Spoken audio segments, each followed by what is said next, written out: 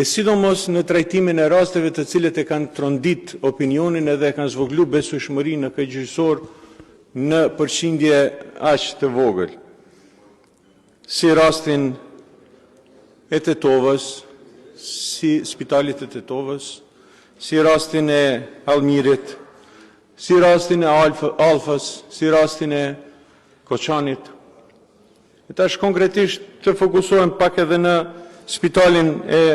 Tetovës. Veprimet katastrofale që ka ndodhur dhe gabimet e njëpasnjëshme që ka ndodhur në procedurimin